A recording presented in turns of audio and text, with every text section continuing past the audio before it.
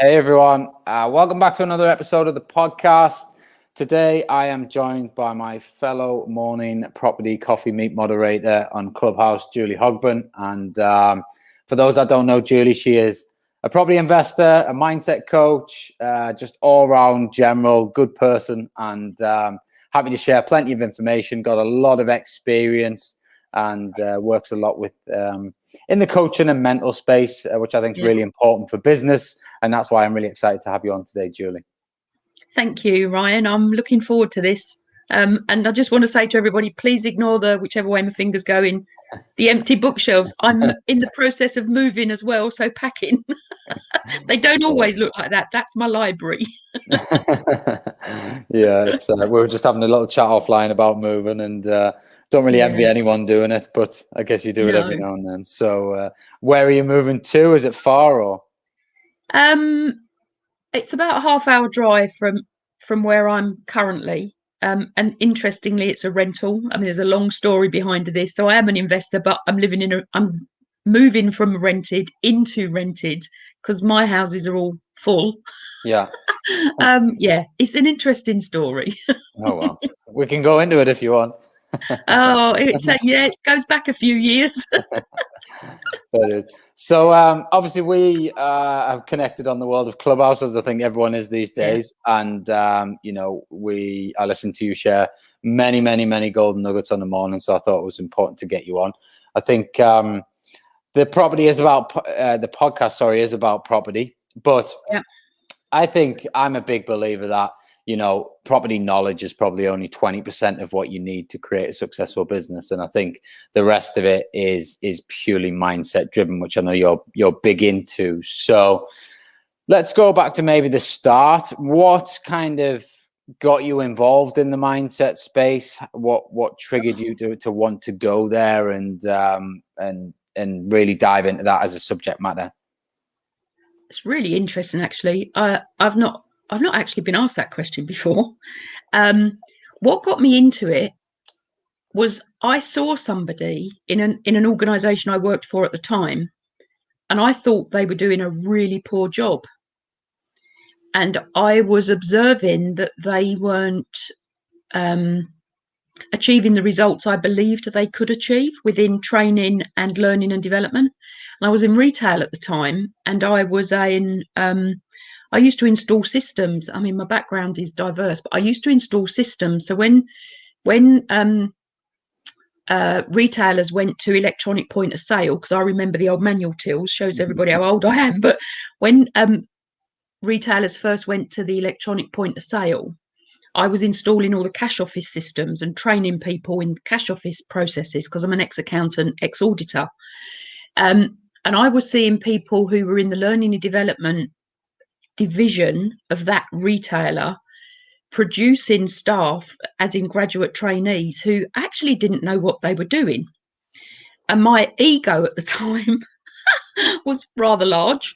And I said to one of my colleagues, they're doing a really poor job. I could do better. And one of them left. So my colleague said, you need to apply for that job, put your body, your being where your mouth is, type thing. So I applied for the job and got it. Absolutely, I have no idea why they gave it to me. They clearly saw something in me that I didn't see, apart from my ego. And that was when I was 28. So it's over 30 years ago. So I've been learning about how we behave as humans for over 30 years. And I got into it because I thought somebody was doing a poor job. That's how I got into it. And what did I guess once you took that role on, what did it kind of teach you about the mindset, and how did it then propel you to where you are today, which is obviously coaching people and giving people good advice around the mindset? Well, so knowing nothing about it when I got the job, and I literally mean nothing apart from my own personal experiences, and I wasn't into personal development back then. I just did what I did. I remember somebody saying to me, well, what are your beliefs? And I remember saying, because it is indelibly blocked into my brain, I don't have any beliefs. What are they? I'm like, what? Now I know what I know. So what did it teach me? It taught me to get out my own way. So I remember the first training program I actually delivered was on managing conflict. And I just flat panicked. I mean, who was I to be teaching people how to deal with managing conflict? Now, one of my values, my highest value is honesty. I didn't know that then, I know it now. So going back to when I first started, because I didn't know what I was talking about in reality, I learnt it, and I can only teach something if I've actually done it. So I had to put myself into positions of dealing with conflict, and this was just the first program because I did it right the way through everything else I did. I had to put myself into positions of dealing with conflict rather than ignoring it, getting angry with it, rebelling against it, brushing it under the carpet, whatever we do when we're in those tricky situations. I had to literally implement what I was actually training people. And by doing that, it really made me start to think about, who am I? What am I? Where did I learn all this stuff from to behave how I'm behaving in the world? And being really honest with you, Ryan, and anybody that's listening, and please ask me any questions, I tried to change myself all in one go. I unpicked myself to a level of, who am I? And then I got really confused. I didn't know who I was. I didn't know what I was doing. So I put myself back together as I was, and then changed it bit by bit by bit by bit, working from the foundation up. And I've done that over 30 years, and I still do it. I do it all the time. Yeah. Dave's asking question, how do you work out your beliefs in detail? Oh, big question. You work out your beliefs in detail by analysing why you do what you do. So, oh God, see, now I have to reverse engineer this, don't I?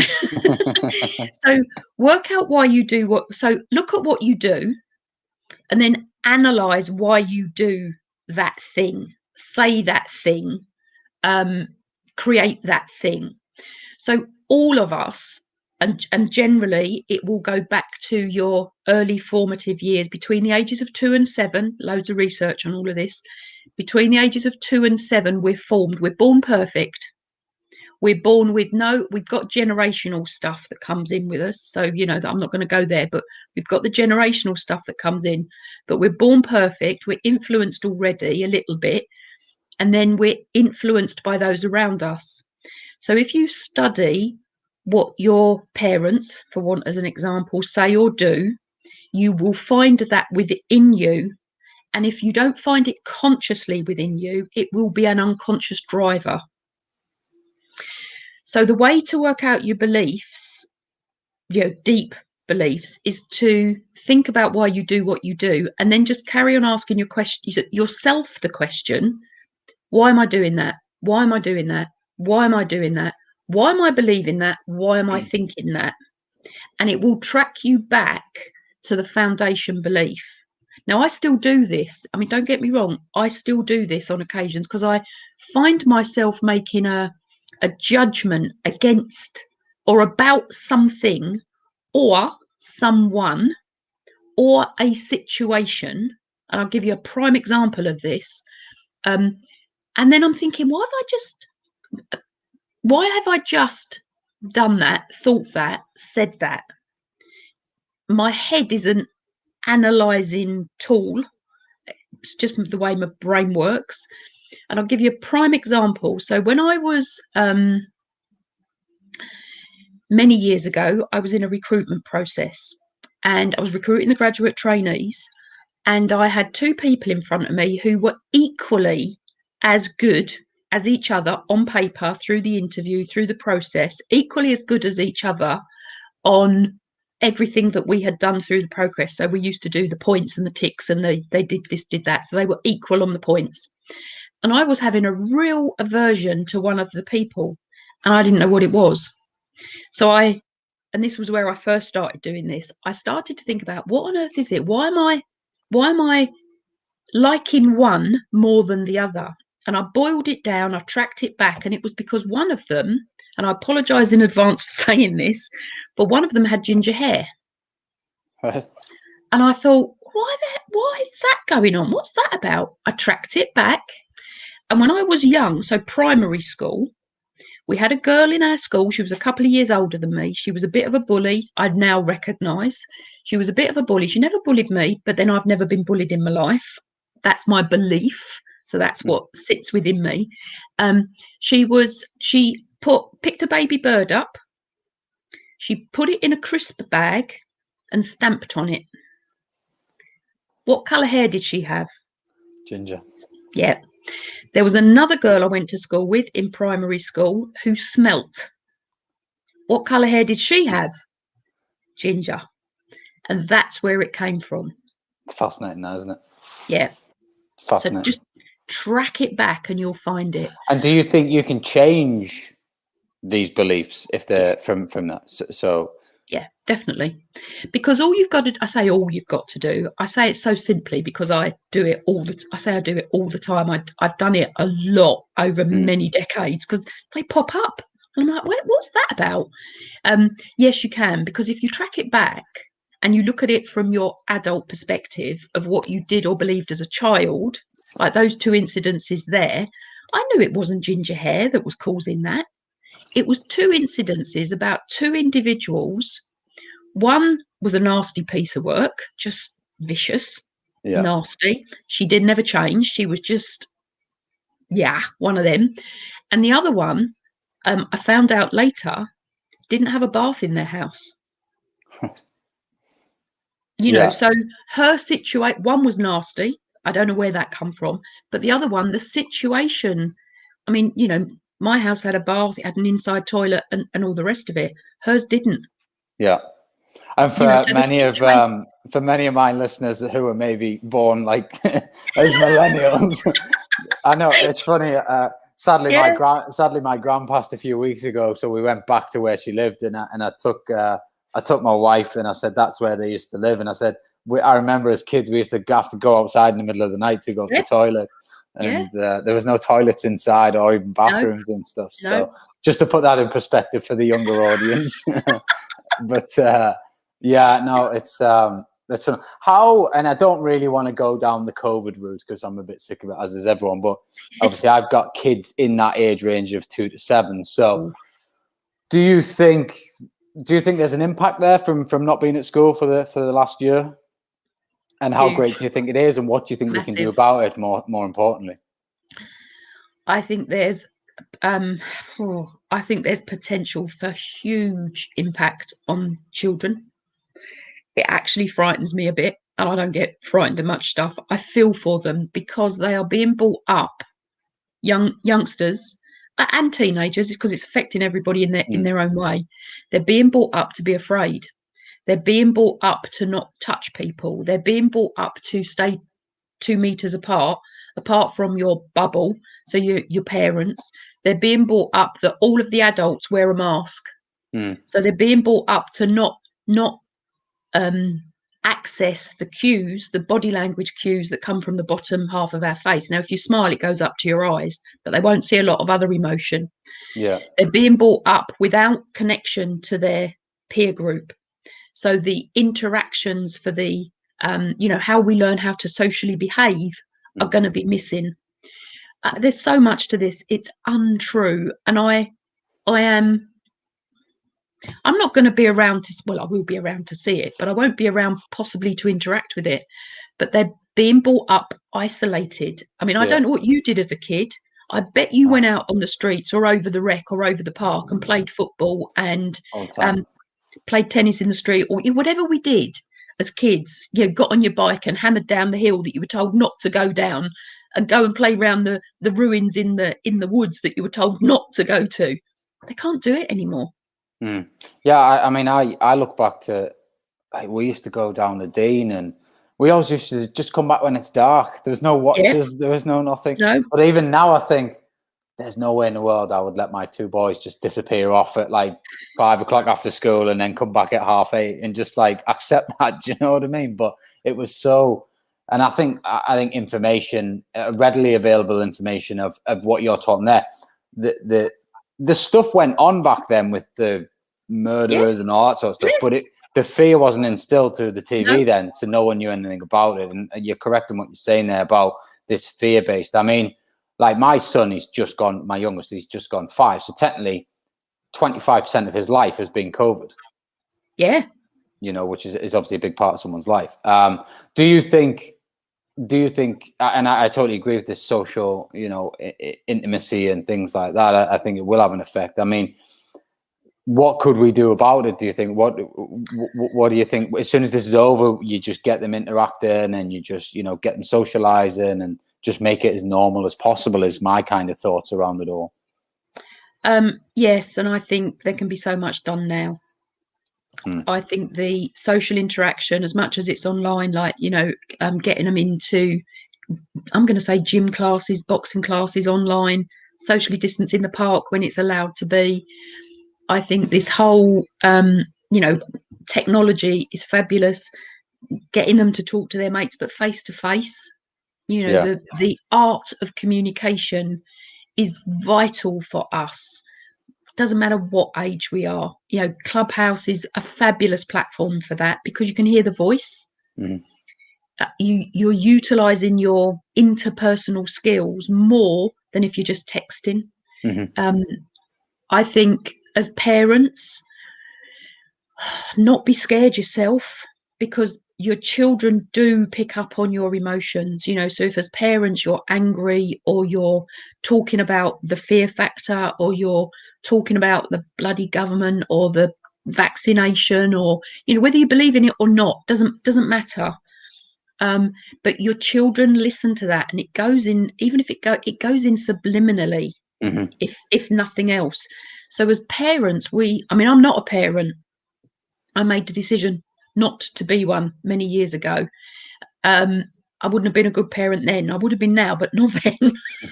I just spoilt my nieces and nephews at the time. But if we are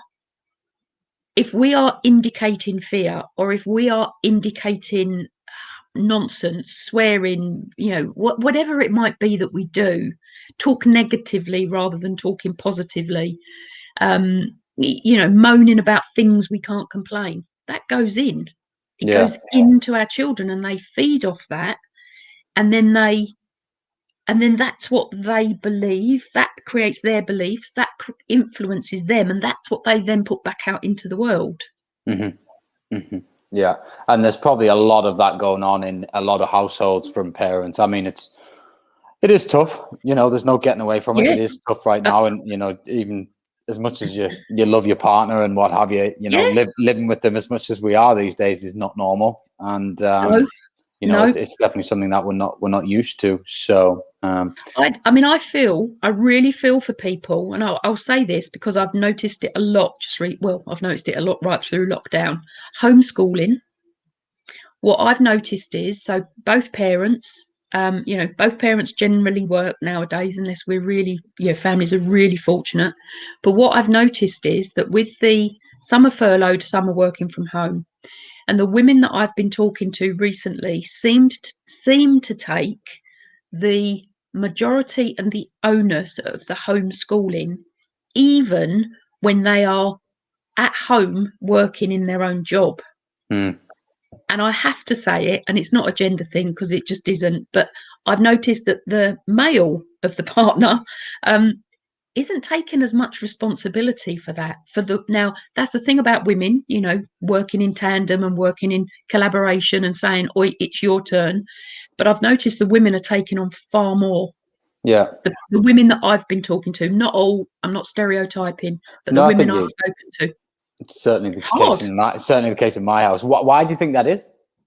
I think it's that going back to the Neanderthal days of who we are and what we are, and that fight-flight response.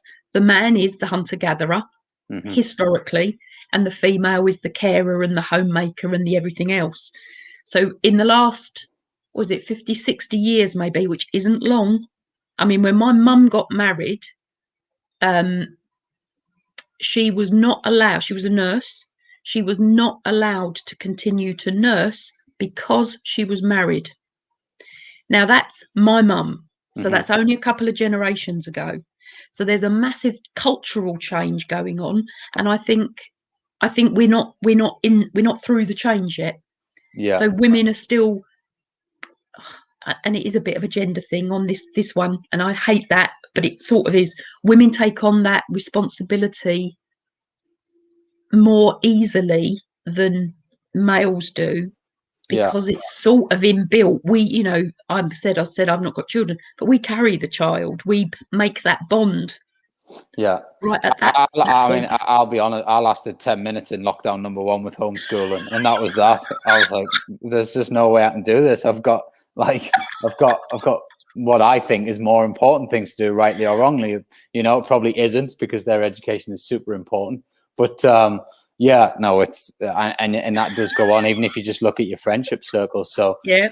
And would you say that comes down to this whole bringing you back to your kind of early few years, even in the generations we're in now, it is still ingrained that that's the way of, or what used to be the way. As you say, both partners never used to have jobs. It definitely used to be one and then the other. But cool. So let's fast forward a bit.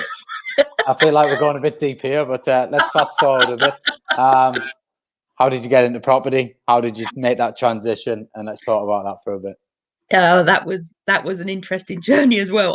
I seem to launch myself into these things and then go, what am I doing? Back in 2011, I was a partner in a learning and development firm. Various things were going on. I wasn't enjoying it anymore. And I had one of those moments of, I'm just jacking it in. I'm leaving the partnership, which I did. I left the partnership without a penny, nothing. I just walked away, and I sort of burnt my boats. I did it quite politely, but I burnt my boats. There was no going back. And then what I did, somebody invited me or gave me a free ticket to go to the National Achievers Congress, the NAC, where you've got, I don't know whether you've ever been, Ryan, but it's a multi-speaker event. It was on in the, the big conference centre in London. Can't remember the name, it's gone. And I went to that and I listened to people speaking from stage. Now, everybody that was speaking on stage was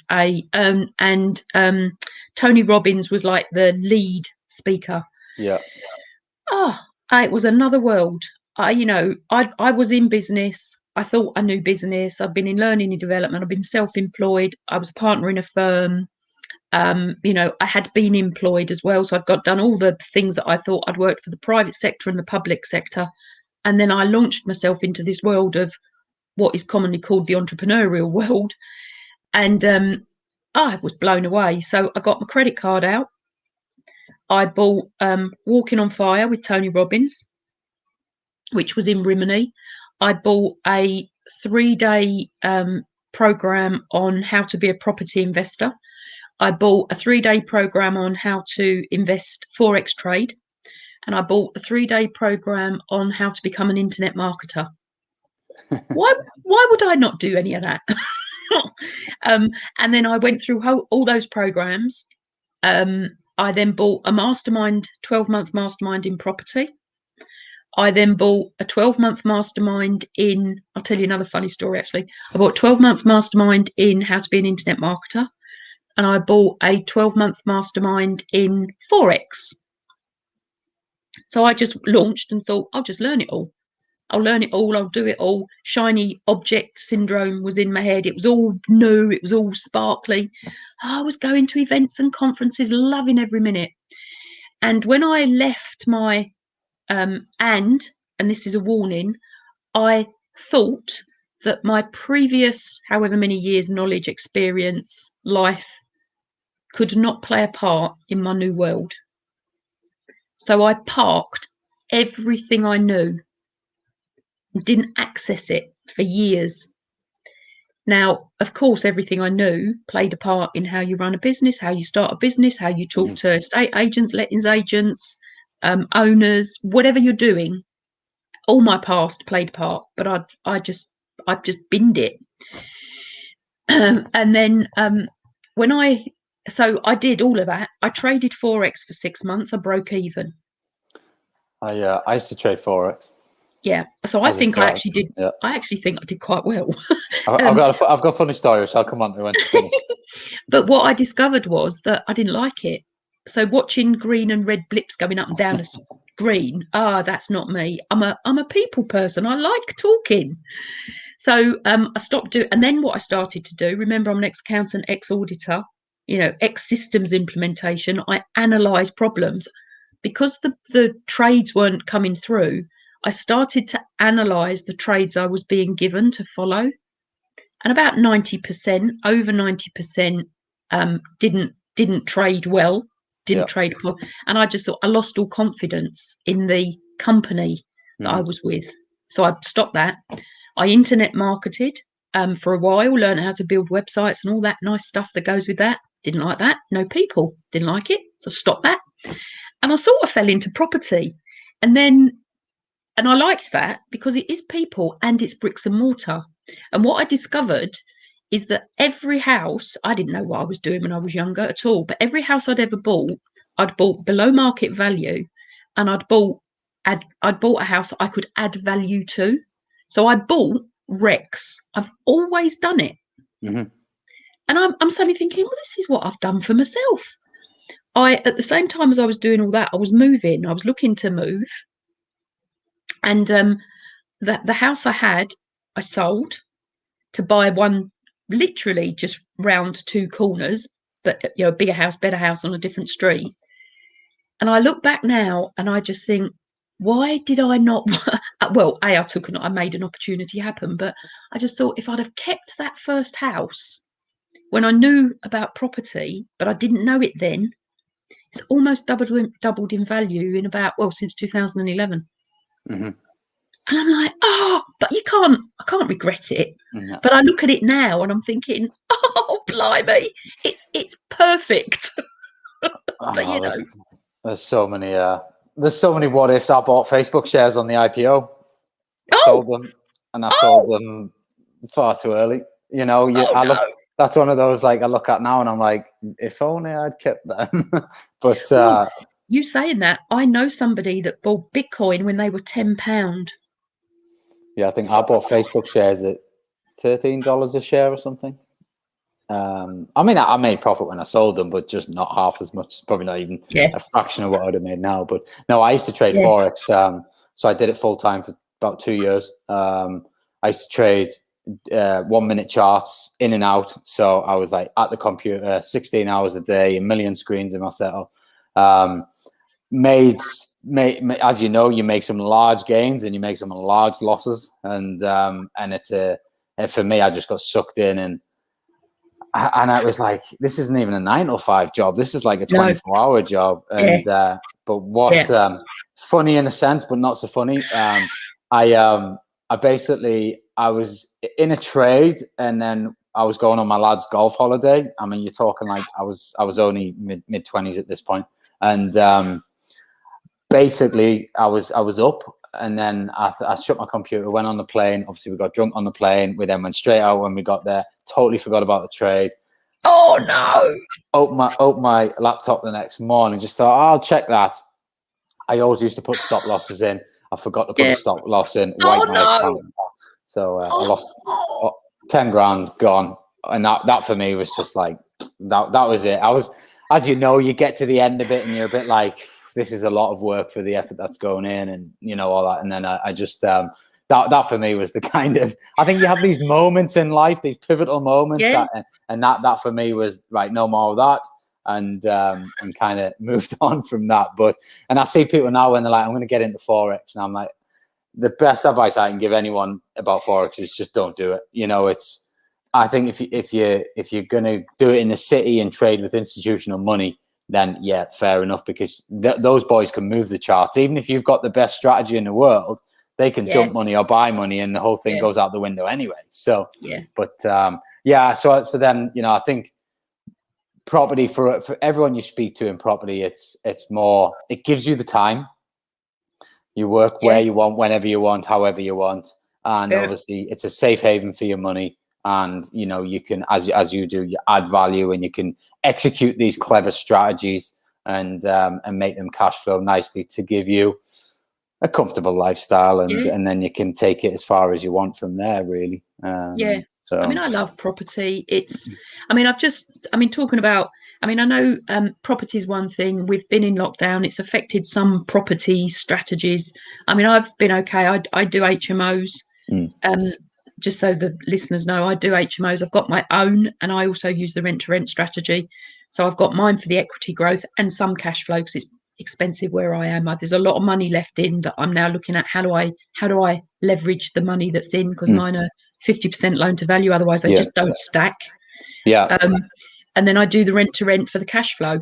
And I haven't got, don't get me wrong, I haven't got many, but I would, if I wanted to, I would never have to work another day in my life. Because property does give you that freedom if and when you do it right, and you buy right, and you use the right strategy, you leverage the things right.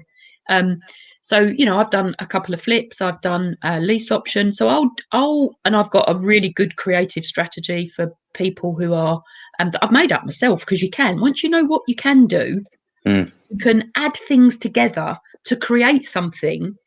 I love it because it's so creative that nobody else is doing. So you can actually put yourself into a primary spot when you join the creative strategy, when you join the strategies together. I just love it. Absolutely love it. Yeah, there's so much you can do with property, and I think it's almost like a lot of people talk about like diversification and like multiple revenue streams. Well, you can almost like use property as a category and have all those multiples within the same industry. You know what I mean? So you don't have to go and be an internet marketer, do forex trading, do property, do this. You can do it all within the property sort of arena, should we say? And I think that's what happens. So for any listeners who are starting off, get good at one strategy. You hear that all the time, and then naturally you start to progress. And then I think you get to a point where it's like, am I happy with that and comfortable with that? And do I just want to now, let that tick? Or then I think you start going into, the bigger stuff, the developments, the new builds, the bigger stuff. And whether you've got the appetite for that or not is purely dependent on each individual, I think. Yeah, absolutely. I think I'm picking up, or beginning to pick up, that there's a feeling that people have to have huge portfolios. They have to get into development. They have to get into, refurbishment and flips. And you don't. It's what you as the individual want for you, for your life, for whatever it is you want to leave as your legacy. If you've got children, it will be different. And it will be different if you've got children, or if you're on your own, or whether you're in with a partner. It depends what you want to do. It depends on the time scale you've got. It depends on how old you are. It depends on, whether you want to go and run your property business from sitting on a beach when we can travel, or whether you want to be hands-on. It depends whether you want tenants or not tenants. It depends whether you want chunks of money or an income. There's so many choices. It's just fabulous. Yeah.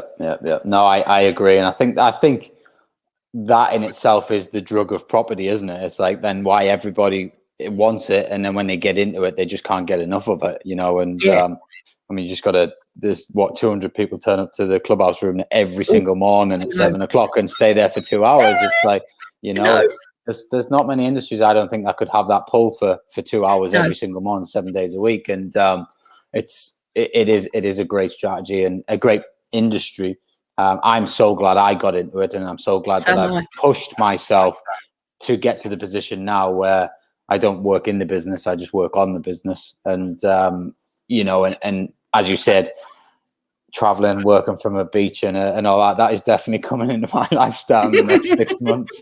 I've already got, like, the minute I can get on a flight to Dubai and not have to quarantine, I'm over there. I need to go over there for this new business adventure over there. But at the same time, I do want to be doing stuff like that. The minute we can go to Portugal as a family and go over there, we'll be going. And even just the minute we can go and see some friends around the UK, if that's, and we'll keep having this debate now. It's like, would you take, and the obvious answer is yes, but would you take, like, not being able to travel out the UK, but everything just being back to normal for the next few years? Or would you rather persevere for another 6 months like we are, and then being able to travel abroad? And I think most people are choosing kind of the UK option rather than this horrible lockdown, because this one's been by far the hardest. This current lockdown for me anyway, and I think Echo most people seem to be struggling a lot more with this one than the other ones. It's the culminating effect. If you think about what goes on up here, but also what goes on in your heart, it's the culminating effect. We've been. This is the third lockdown, isn't it? Yeah, third lockdown. So if you think about it, we did the first one, we came out of that, we got released. We went into the second one, we came out of that, we got released, and now we're into the third one. So it's the uncertainty of it all. Apart from the time, like the duration, it's the uncertainty of it all. And I'm hearing a lot of people say, just want to be back to normal. I have to say, I don't think we're ever going to go back to the old normal. I don't think that's in existence anymore. Yeah, I hope you're wrong. Yeah, so do I. And I'm the most positive person you will ever meet. Yeah, it's acclimatizing to what the new is change. We've been taken through, so my little bit of a cynic little head comes in. We have been taken through over the last year a huge worldwide change initiative. So for anybody that's in business, anybody that's ever done any learning and development, there's stages of change, and we've gone through them. Yeah. And we are constantly going through them. And every time we go through them, there's a slight adaptation to the end result. Yeah. It's yeah. I mean, you talk about, we've interfered with this virus as well, whereas things like the Spanish flu and stuff like that, no one interfered with that, and it took 2 years to run its course, but we have interfered with it. But yeah, anyway, on the positive side of things, yeah, exactly. In the UK, we are smashing through the vaccines, and hopefully we're not a million miles away from being able to go to a bar, order a pint, have it in a pint glass, and speak to your friends, give them a hug, high five them. Exactly, and, rather than doing the elbow thing. Yeah, and just get back to the gyms, get on the tennis course, the golf courses, and and the world will be a better place. But Julie, listen, incredible as always. Thank you very much for your time. You're welcome. I know you're a busy person, and obviously you're moving house. So whilst you'd probably rather sit and talk to me all day than pack those boxes, I'm going to let you go. But thanks a million, and I'll see you in the morning, no doubt. Yep, you will. Thank you, Ryan. Thank you, everybody. And if anybody wants to ask me any questions, just ask. Yeah, sorry. As I always do at the end, how do people connect with you? Oh, right. Well, I'm on all the social media platforms, so DM me on them. I'm getting a lot of DMs through on Instagram at the moment, so that's sort of becoming my preferred process because I've only got to look in one place. Yeah. Cool. Julie Hogbin. Is it just at Julie Hogbin? Yeah, so just my name. Yeah, cool. All right, pleasure. I'll speak to you soon. Thank you very, very much. Thank you, Ryan. Take